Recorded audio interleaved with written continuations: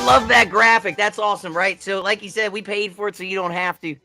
Steve Day Show, Tuesday, 21 January 25, hour one, talked about the flurry of executive orders and how, for the first time, it feels like we are finally on. I'm wearing my bifocals. If you haven't, normally I have the radio on.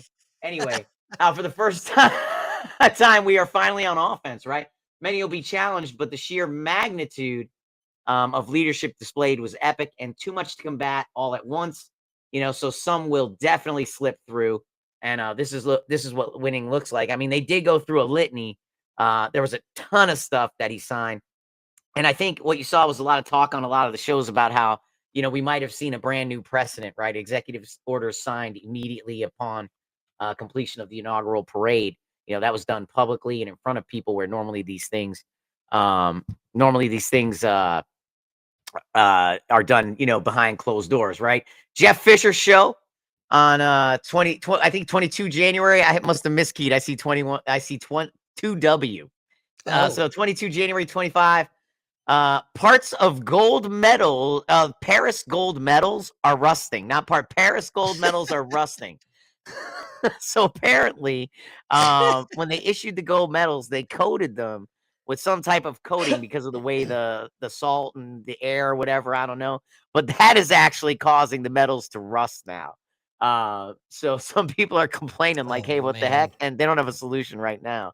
But yeah, so if you won gold, go check your medal. Human Events with Jack Posobiec, 22 January as well, discussed the illegal crossings and reminded everyone. And it always, the first time I heard this was Mark Levin. So this is not a new saying, but he brought it up again. And it's a great saying. Remember, we're not a nation of immigrants. We're a nation of citizens. That's finally true. Friday. I'm sorry, Thursday, Steve Day Show again. They went through top 10 Bible verses you will not hear preached at in a woke church. And the number 10 was Galatians chapter 50, verse 12, I think.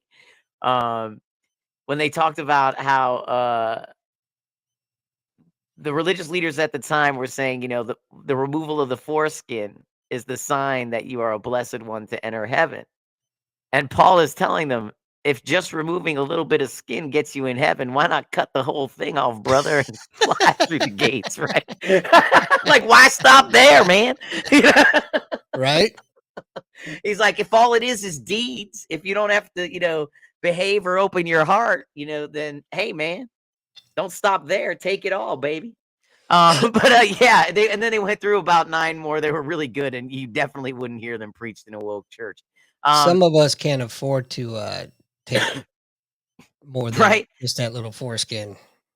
No, you got to keep the cap on just to get some distance. That's right. I understand, man. Hey, man, especially when you deploy in cold weather, it gets hard. But anyway, the rest of the stuff, as you know, President Trump was elected. A lot of things were regarding the inauguration.